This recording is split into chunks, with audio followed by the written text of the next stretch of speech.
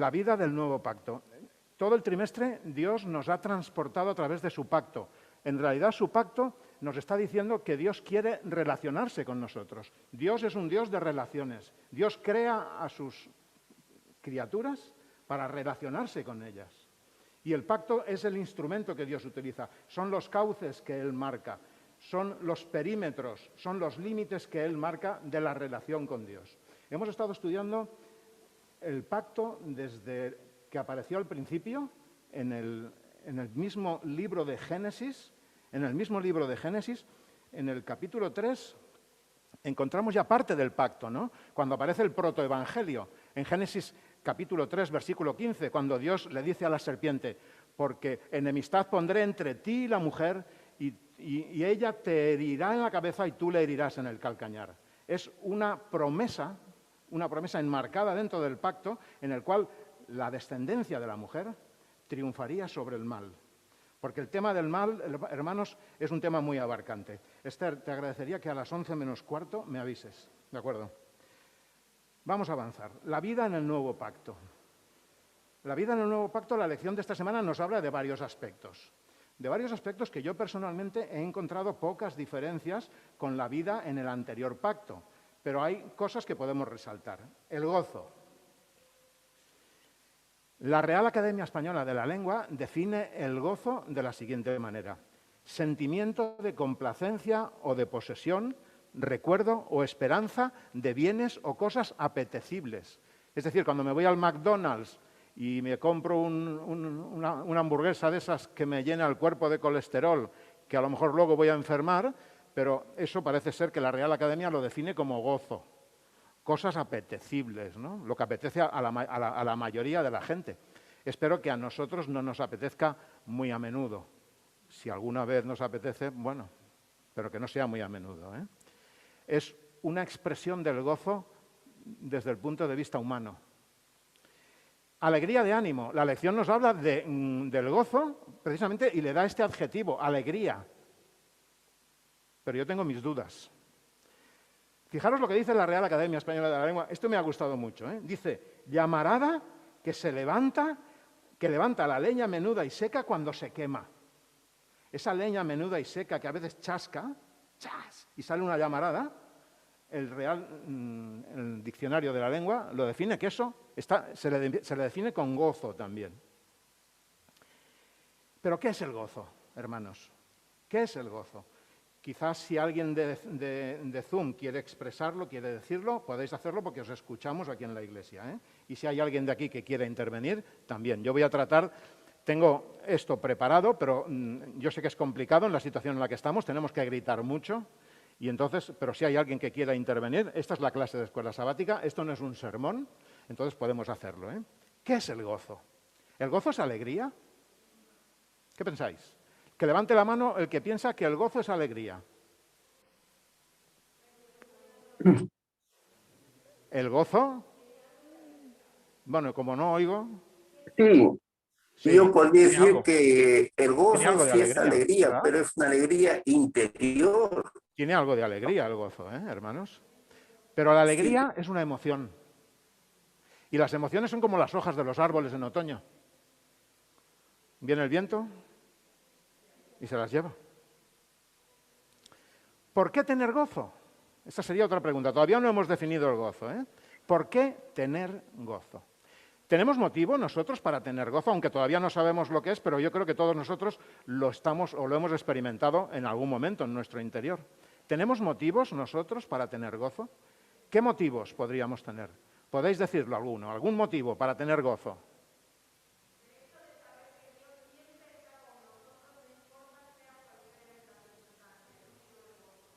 Muy bien. ¿Más motivos? Tendremos la vida eterna. ¿Es un motivo de gozo eso?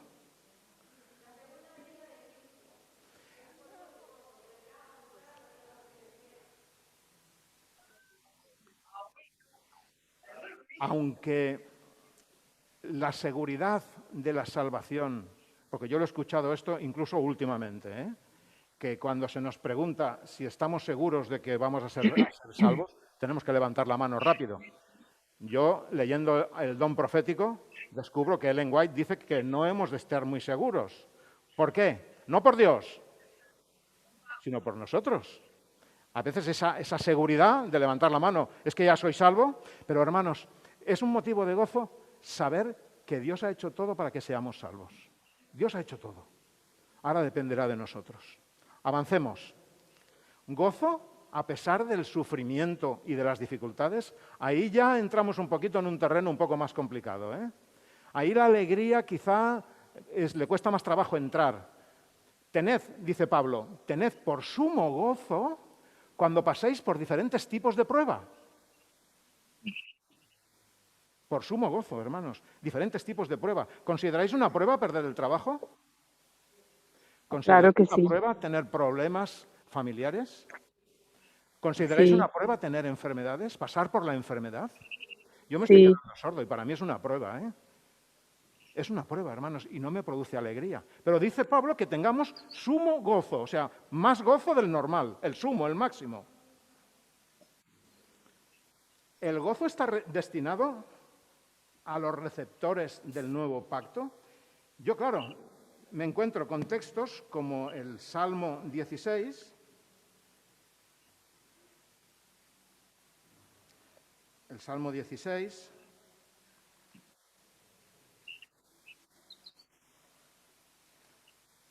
que en el versículo 11 nos dice: me mostrarás la senda de la vida. En tu presencia hay plenitud de gozo. Delicias a tu diestra para siempre.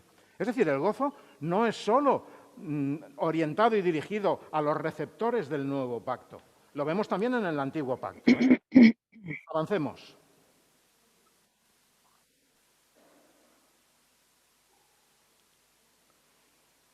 ¿El gozo es algo que nosotros podemos lograr o es algo que recibimos como la salvación? ¿Qué pensáis? ¿Alguna opinión? ¿El gozo es algo que eh, nosotros podemos conseguir? ¿O es algo no, que lo recibimos como recibimos la salvación? correcto, lo último es algo que recibimos como cuando recibimos, Oigo cuando ruidos, sabemos pero que no sé somos quién salvos. habla. Sí. Adelante, ¿eh? Os escuchamos desde la iglesia, os escuchamos a los que estáis en Zoom, ¿eh? Bueno, que ese gozo nace cuando está la presencia, cuando sentimos la presencia de Dios obrando en nosotros, en nuestras vidas, a pesar de que estemos sufriendo alguna enfermedad, pero sentimos que Dios está obrando. Sí, hay gozo en medio del sufrimiento. Vamos a avanzar. El gozo, hermanos, ¿qué es el gozo? El gozo forma parte del fruto del Espíritu Santo, de esos nueve sabores distintos de... ¿Qué pensáis? ¿Qué es el fruto o los frutos del Espíritu Santo? ¿Qué pensáis? Están en Gálatas, ¿eh? Amor, son 9, ¿eh? Amor, gozo, paz, paciencia, benignidad, bondad, fidelidad, mansedumbre y dominio propio. 9. ¿Qué son? ¿9 frutos? No, es el Quede fruto, claro el esto, fruto. hermanos. Es un único fruto. Es un único fruto. Y el Señor nos dice que eso lo hemos de recibir. Se recibe de golpe. No se recibe un día la mansedumbre. Es cierto que todo el fruto va a ir increciendo en nosotros en función de la respuesta que demos a Dios a esa oferta de relacionarse con nosotros. No, es en Pero mi. el fruto va a ir junto, ¿eh? Porque a veces escucho los frutos, los frutos. No, no, hermanos, es el fruto del Espíritu Santo. Otro aspecto del que nos habla la lección en esta semana es libres de culpa. Ah, la culpa. La culpa, hermanos, nadie la quiere. La prueba está en que cuando pasa algo nos echamos la culpa los unos a los otros, ¿eh? Nadie la culpa para ti, porque yo no la quiero. Sin embargo, la lección y la palabra de Dios nos enseña que el mensaje del Evangelio nos libera de la culpa. El mensaje que Dios quiere para nosotros es que estemos liberados de la culpa. que no nos martillemos en nuestra mente por el tema del pecado. Según Romanos 8, versículo 1, ¿para quién no hay condenación? ¿Qué dice Romanos 8? La culpa es ir al pasado y volver ileso. Fíjate con la pregunta que acaba de decir. Si queréis, los de Zoom, si ponéis vuestra cámara, pues entonces ya será el sumum, porque no solamente os oiremos, sino que os veremos. Y eso nos gusta veros. ¿Para quién no hay condenación? El texto de Romanos capítulo 8 nos dice, ninguna condenación hay para los que están en Cristo Jesús. Y luego hay entre corchetes hay una frase que aparece, que son los que no andan conforme a la carne, sino conforme al Espíritu. Eso que está entre corchetes no aparece en los originales, pero los traductores lo han incorporado ahí, ¿no? Es decir, ninguna condenación. ¿Sabéis por qué? Porque los que hemos venido a este mundo y hemos nacido aquí, que somos todos, aquí me parece que extraterrestre todavía no hay nadie, todos nosotros hemos nacido en condenación ya.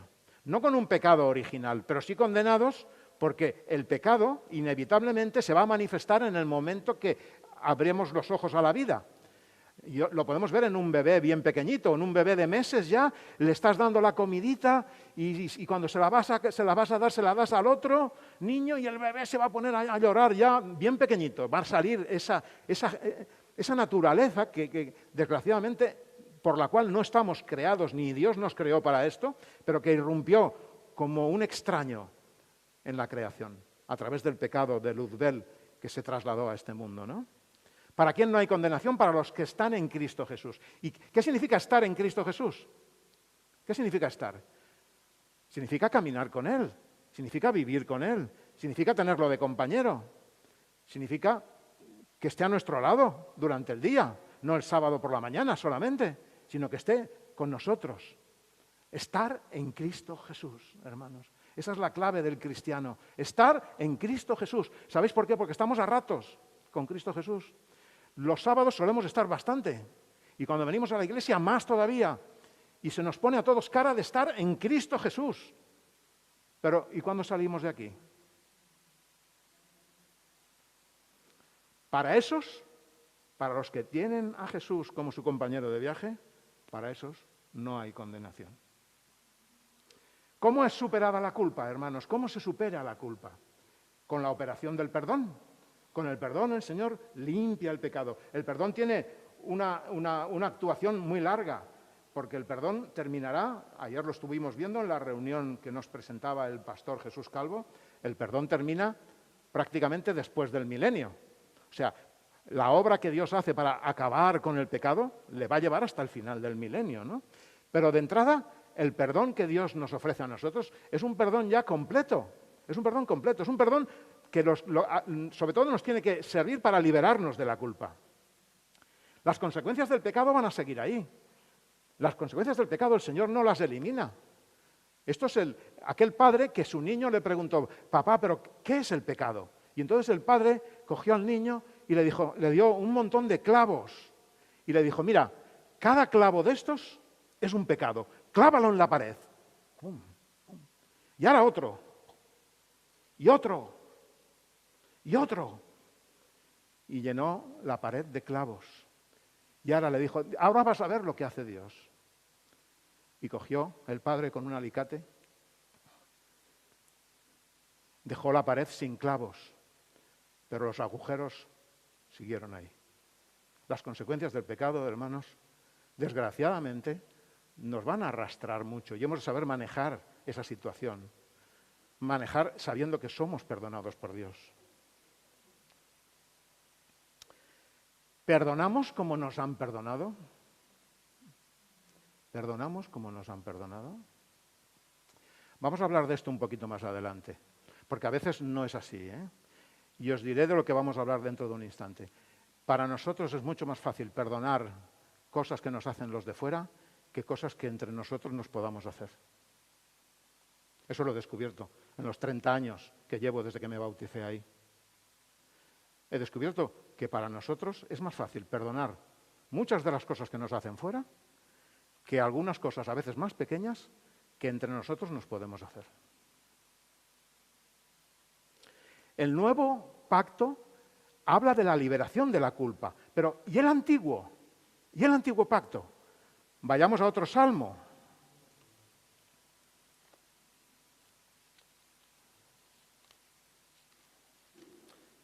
El Salmo 99. Ahí hay otro texto por si alguien quiere buscar la referencia, ¿eh? Salmo 99, versículo 8. Jehová, Dios nuestro, tú les respondías, fuiste para ellos un Dios perdonador.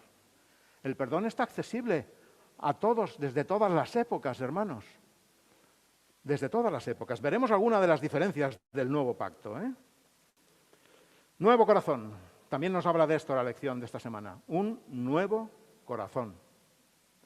¿Qué significa tener un nuevo corazón? ¿El corazón es nuestra conciencia? Pregunto. Sabéis que la conciencia es algo que Dios ha puesto en sus hijos que nos diferencia de los animales. Aparte del don de albedrío, Dios nos ha hecho a su imagen y semejanza.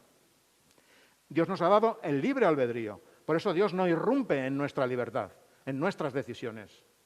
Dios nos abre puertas, nos muestra, nos enseña, pero no nos fuerza. De la misma manera, Dios hace que nosotros podamos escoger. Y nos da una conciencia cuando nacemos. Una conciencia que cuando hacemos algo que no es correcto, ¿qué sucede? Eso les pasa a todos, ¿eh? A todos los seres humanos. ¿Qué sucede cuando hacemos algo que no es correcto? ¿Os acordáis a alguien?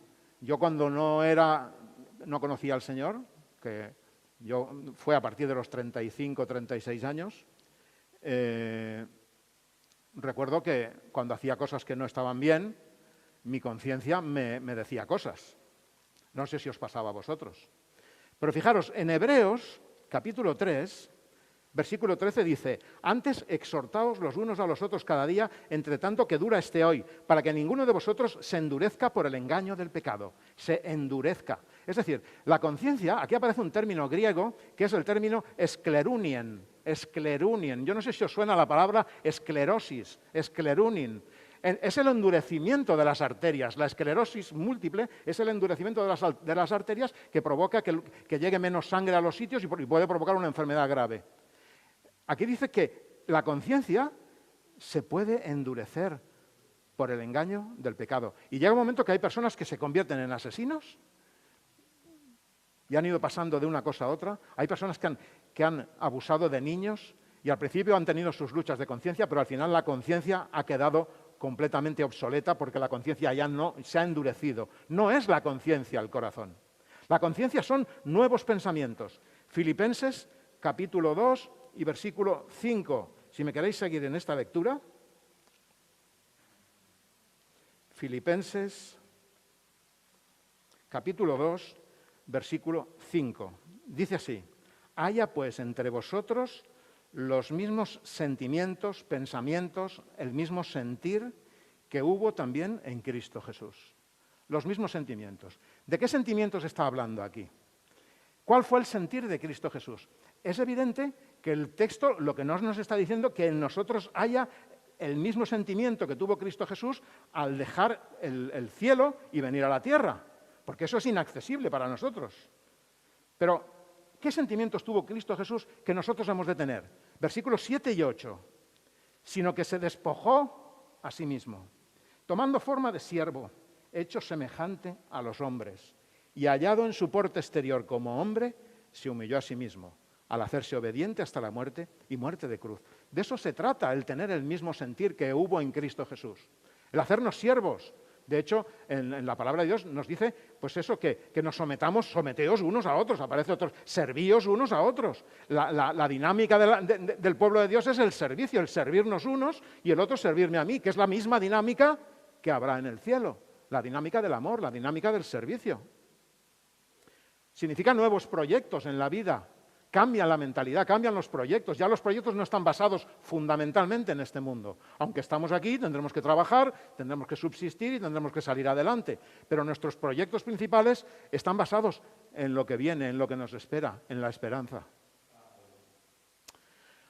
Se nos dice que amemos a nuestro prójimo. Marcos 12, por favor, ayudadme en este texto. Si alguien lo quiere leer, Marcos 12, versículos 30 y 31. Si alguien lo tiene por ahí.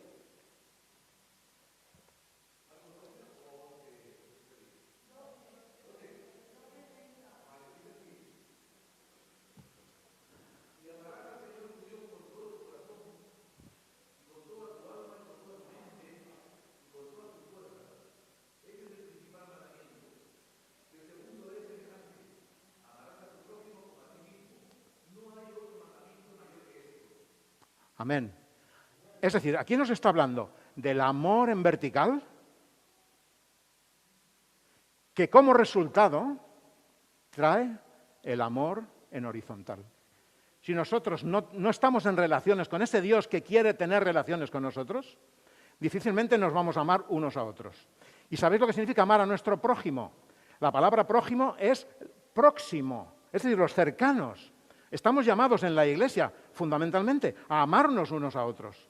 Hay una cita de Ellen White que dice que Dios está haciendo experimentos en cada uno de sus hijos. Y los experimentos muchas veces se ven aquí en la propia Iglesia. Y a veces en la propia Iglesia nos encontramos con situaciones inesperadas. Que decimos, pero bueno, ¿por qué pasa esto? ¿Por qué me está pasando esto a mí? A lo mejor es que yo tengo que aprender a reaccionar ante eso que me está pasando de una manera cristiana. Y por eso el Señor lo está permitiendo. Sin embargo, hay momentos en que me lo tomo desde otro ángulo y reacciono de una forma negativa. Amar a los próximos, hermanos. Porque ese será el foco de atención, el foco de atracción que nosotros vamos a tener. Porque ya lo dice otro texto en la palabra de Dios, que viendo vuestras cosas, viendo cómo os amáis, vamos a atraer a otros.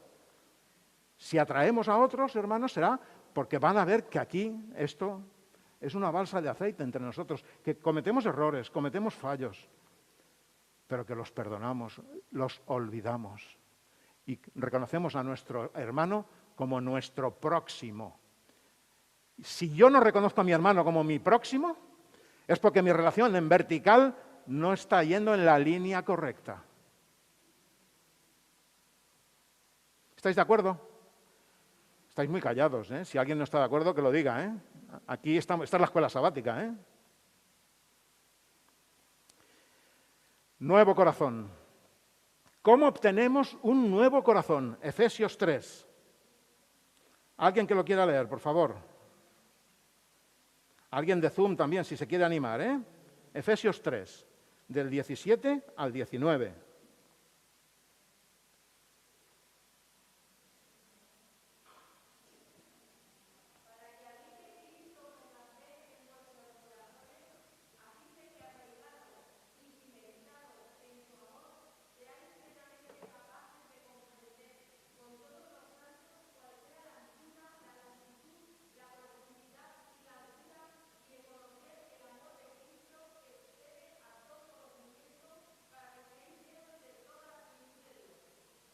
Amén.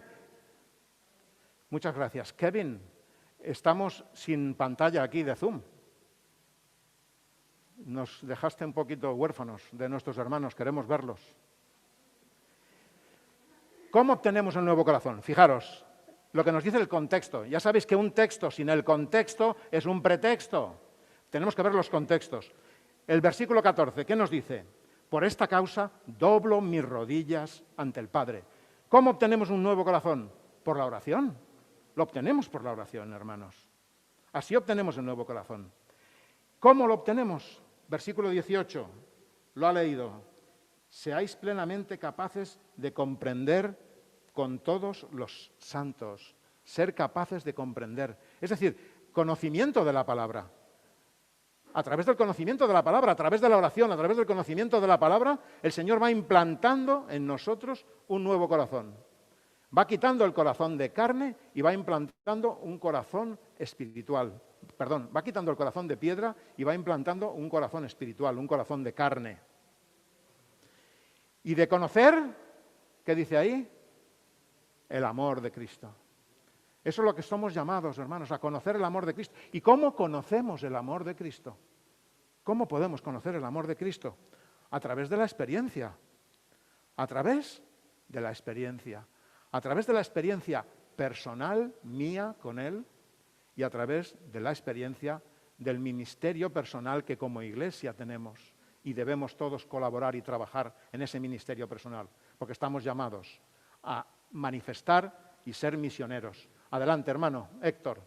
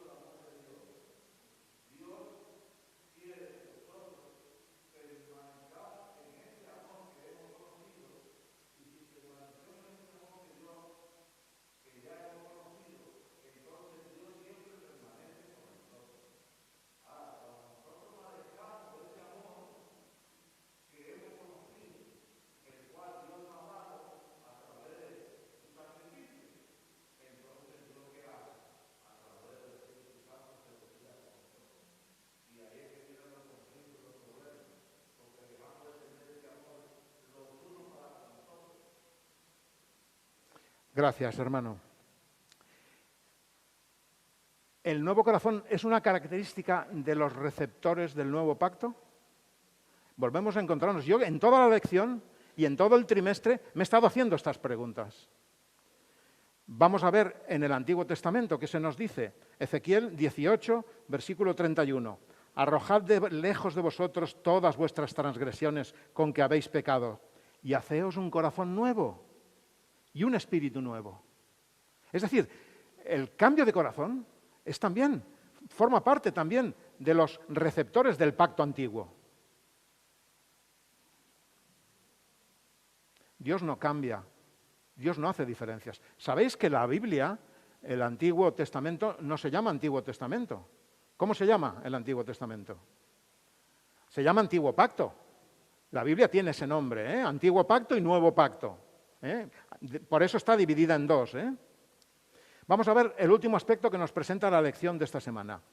El gozo y la misión, o el gozo de la misión. ¿Qué pensáis ahí? ¿Son correctas las dos palabras que están ahí en rojo? Son correctas. Para mi punto de vista son correctas. Está el gozo y la misión, porque van unidos. Pero hermanos, una de las cosas que Dios nos da para que nos realicemos como hijos suyos es la misión. Y cuando nosotros experimentamos la misión, cuando nosotros participamos en ayudar a otros a que conozcan a ese Dios que quiere relacionarse también con ellos, nosotros se nos llena el corazón de gozo. Yo esto lo descubrí hace algunos años. Y gracias a que lo descubrí hace algunos años, desde entonces el Señor me ha puesto a mi alcance personas para estudiar la palabra de Dios. Y he tenido el privilegio de poder estudiar con personas la palabra de Dios. Ahora estamos estudiando con Ramiro, que lo tenemos aquí esta mañana. Y estamos estudiando con medios rudimentarios. Empezamos en vivo y en directo, pero el virus nos cortó. Y seguimos ahora a través de los medios tecnológicos. Pero cada uno de nosotros, hermanos, como mínimo, tendríamos que tener un estudio bíblico abierto para descubrir el gozo de la misión y no quedarnos solo con el gozo y la misión, como si eso fuese cosa del pastor o de los ancianos. El gozo de la misión. Estamos llamados a experimentar ese gozo, hermanos. La misión, un semáforo. Sí, la misión, un semáforo. Un semáforo, hermanos. Un semáforo, a ver, ¿qué me he pasado ahora? ¿Un semáforo por qué? A ver, ¿alguien podría decirme por qué yo he puesto aquí un semáforo en esto? Un semáforo tiene 3 colores, el rojo, el amarillo y el verde. Casi lo podríamos dejar en dos colores. En rojo, para daros una pista, en rojo y en verde. ¿Por qué la misión puede ser un semáforo para nuestra vida espiritual, para mi vida espiritual. Porque, a ver, Jordi, porque yo pienso que cuando no compartimos la palabra de Dios, no predicamos a otros, estamos en rojo, ¿no? Cuando tal vez nos estamos animando en predicar, estamos buscando, estaríamos en ámbar, y en verde cuando ya estamos en acción. Es así, hermanos. Dependiendo, ¿sabéis? Hay una frase que es pasión por las almas. Pasión por las almas. La pasión es algo que te mueve por dentro, algo que no te deja vivir tranquilo. Algo que cuando vas por ahí vas pensando en cómo podría yo hablar o cómo podría yo testificar. ¿Sabéis? Había una escuela sabática que jamás olvidaré que decía, cuando tengáis que testificar, solo en caso de extrema necesidad, hablad. Decía eso la escuela sabática, ¿eh? Solo en caso de extrema necesidad, hablad. Hermanos, si me cuesta tener esa pasión por las almas, le tengo que pedir al Señor que me ayude a amar a mi prójimo, porque de eso estamos hablando, de eso hablábamos hace un instante, de nuestro próximo. Forma parte, gracias Esther, forma parte del resumen de la ley, de esos dos mandamientos vitales de los que cuelga toda la ley. No es que toda la ley haya quedado suspendida y abolida, sino que toda la ley cuelga de esos dos grandes árboles. Amarás a Dios sobre todas las cosas, con toda tu alma, con toda tu mente, y al prójimo como a ti mismo. Si en mí no hay eso, fijaros, Satanás ha creado una iglesia en la que hay un espectáculo. Hay alguien que está en un púlpito y que ofrece cierto espectáculo para que los demás luego lo puedan juzgar, puedan decir que es bueno, que es malo, se vayan a su casa. Pero es que ese no es el fundamento de la Iglesia. El fundamento de la Iglesia es que seamos todos un real sacerdocio. Es decir, aun a pesar de que hay esto, que todos participemos de la misión, que nos involucremos en la misión. Cuando llamamos a hacer una paella al campo, nos apuntamos, yo he visto veces que hasta 200 personas se han apuntado, y cuando nos hemos apuntado para repartir folletos por ahí, nos hemos encontrado a veces que había muy pocas personas, ¿eh? El gozo de la misión, hermanos, el gozo. Por eso es un semáforo. Por eso si yo tengo eso ahí que veo que me falta, se me está encendiendo la luz roja que me está diciendo, Jordi, ponte en armonía con el Señor. Ponte en armonía con el Señor. Porque te falta amor al prójimo. La misión también fue para el antiguo pacto, Deuteronomio 4. Deuteronomio 4.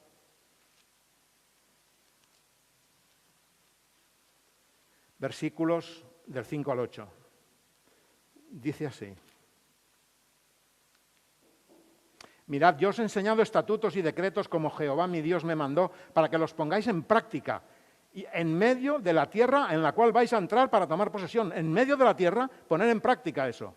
Guardadlos pues y ponedlos por obra. Testificad con vuestros actos.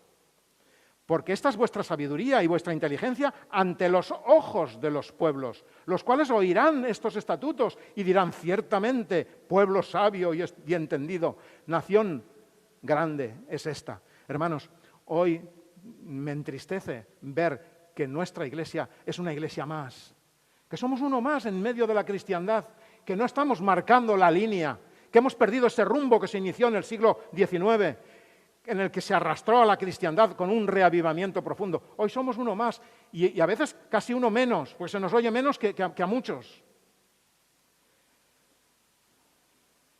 Resumen. Podría ser el resumen final. Los dos pactos. ¿En qué pacto vives? ¿Sabéis? A veces cuando escuchamos el nuevo pacto y el pacto antiguo, pensamos que lo del pacto antiguo va por otros. El problema del pacto antiguo es que estaba basado en las obras. El defecto que tenía el pacto antiguo, que dice Hebreos 8, nos dice que como era con defecto porque estaba basado en las obras. ¿Y nosotros? ¿Nosotros realmente no basamos nuestro pacto con el Señor con las obras? A veces con venir a la iglesia, hermanos. Me alegra mucho el que haya habido mucho interés en venir a la iglesia después de ser reabierta la iglesia. Pero ¿qué motivación interior hemos tenido para venir a la iglesia? ¿Para que seguir como club? Perdonad si soy un poco vehemente en esto, ¿eh? ¿Para qué? ¿Para seguir como club? ¿O para irradiar y pensar y movernos y mordernos la cabeza para cómo podemos alcanzar en este mundo de pandemia a los que no conocen al Señor? Con la necesidad tan inmensa que hay ahora, hermanos. Si hemos venido como club, porque nos encontramos bien entre nosotros y nada más, estamos en el pacto antiguo, el de las obras. Que el Señor nos ayude, hermanos. Creo que ya nos queda un minuto. Que el Señor nos ayude a poder estar en el nuevo pacto auténtico, en el de la fe, en el de la relación con el Señor. Y si me permitís, vamos a hacer una oración. Os invitaría, si queréis, os ponéis en pie, vamos a orar.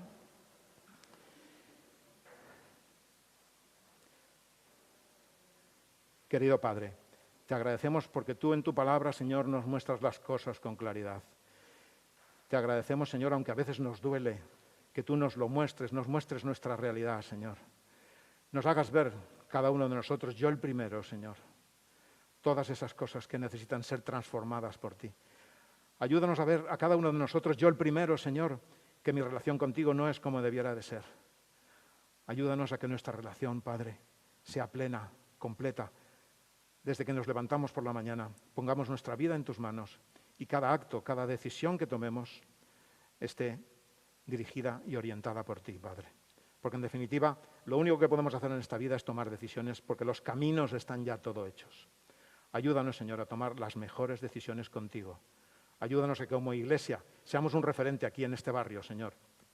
En este barrio en el que tú nos pusiste hace ya más de 50 años. Ayúdanos, Señor, a que podamos ser luz en medio de las personas que sufren, que no te conocen, que lleguen a descubrir ese amor inconmensurable, esa altura, longitud, anchura del amor de Cristo. Ayúdanos, Padre. Te lo pido todo en el nombre de Jesús. Amén.